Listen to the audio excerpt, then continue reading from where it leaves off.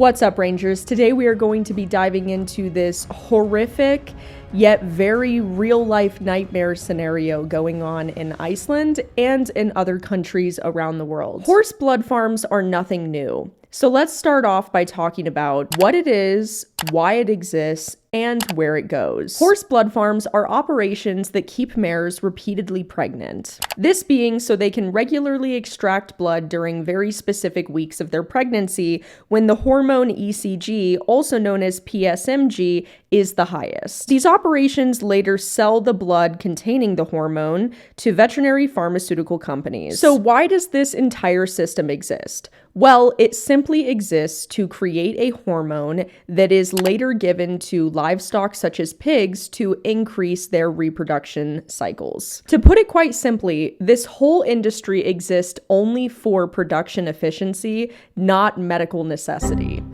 Let's all take a deep breath. Let's take a deep breath. Before we get into anything heavy, I have to show you guys today's amazing sponsor. Thermotex is here to help everyone's horses and everyone's animals. They are a phenomenal company that has really been saving lives, in my opinion, when it comes to helping animals, specifically horses, recover. I've been using my Thermotex blanket for the last 3 months now with Link's recovery and stifle circulation. It has been phenomenal. So every day and also every time before I ride Link, I use my Thermotex blanket. We use it on high for about 20 minutes. It is very deep, penetrating into the muscle tissue. It penetrates about 2 to 3 inches. And when I tell you this blanket has made the world of a difference to us, it really, really has. I even started using it on Lalo as well because it's just amazing. It helps warm up his back muscles before we ride, and it really just helps the horses to feel more comfortable. So I really wanted to thank Thermotex for being a show sponsor and just being absolutely incredible. When I tell you how much this blanket has really helped you guys, I'm not joking. They did not pay me to say this to you guys. But Thermotex does not just specialize in therapeutic products for horses. They also specialize in therapeutic products for dogs, cats, and humans. I highly recommend their products. I really, really do. And they are just a staple in my everyday life now when I go see the horses. So you guys can check them out. It's going to be the link in the description down below. Let's move into what is the problem with Icelandic horse blood farms? Causing any unnecessary discomfort or pain to an animal should immediately be a no in anybody's book. We have to establish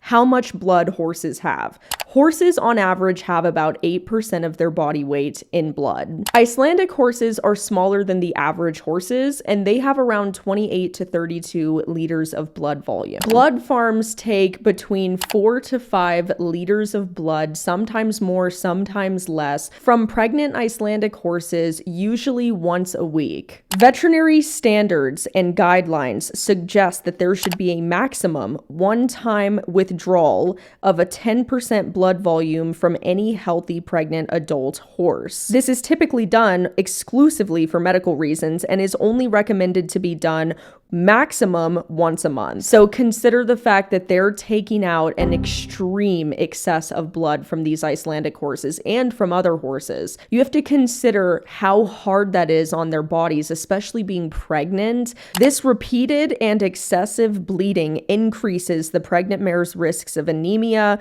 weakness, immune suppression, hypovolemia, and fetal compromise, i.e. losing the baby. A lot of these Icelandic horses that are used for bleeding are also often wild Icelandic horses that have minimal interactions with humans, making this experience 20 or 30 times more stressful, in my opinion. It just further highlights the complete disregard for these animals' care and health and well-being by these individuals operating these blood farms. I mean, look at this. Does this look like it's run by people that actually care about animals, or does it look like it's just a shittily put together operation run by people that are just trying to make a few dollars? I have no sympathy for people who make a living by abusing animals. No sympathy. You could literally find any other job in the world, and that's what you chose to do, really? And you expect the public to have sympathy because this is just how you make a living? Find another way to make a living. And many of these blood farm owners have been shown using excessive force for compliance.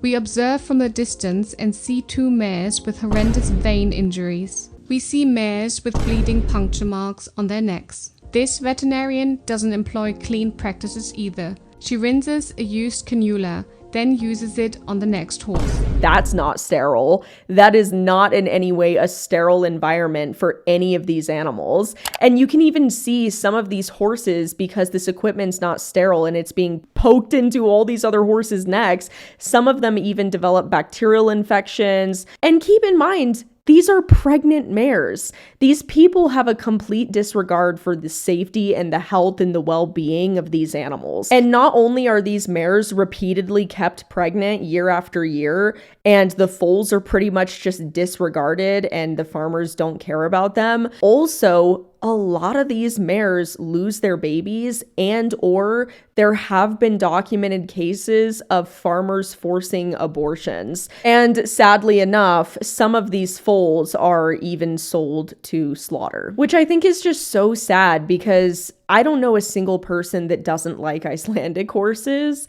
and I don't know a single person that wouldn't buy an Icelandic horse if given the opportunity to. So my conclusion is that there is absolutely no scientific data that can show us that it's okay to take 5 liters of blood from a pregnant and a lactating mare. But the most interesting part of the animal welfare concern, in my opinion, is the fact that Iceland actually has pretty modern animal welfare laws and regulations, which is crazy that they are not caring about any of these horses that you would think would fall under the Animal Welfare Acts. In Iceland, they're trying to have the blood farms classified under the EU scientific animal use rules, so that way I guess they're not subjected to the standard animal welfare rules. And this is a key legal vulnerability, because as far as I'm concerned, there are 2 very specific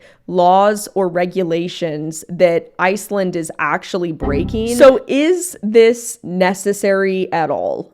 No, it's not.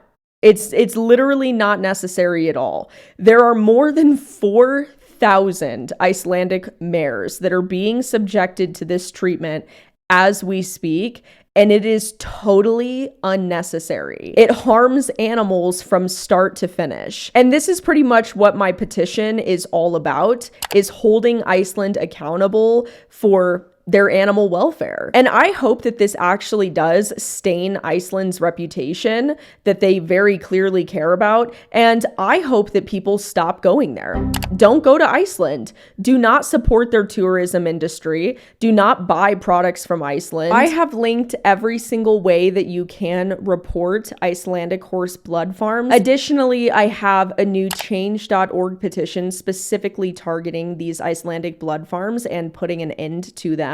But I want all of you rangers to ask yourself this one question. Do you think that it is necessary to bleed and torture pregnant mares in order to produce a completely unnecessary hormone to be used to cause the suffering of other animals? So comment down below and don't forget to share this video.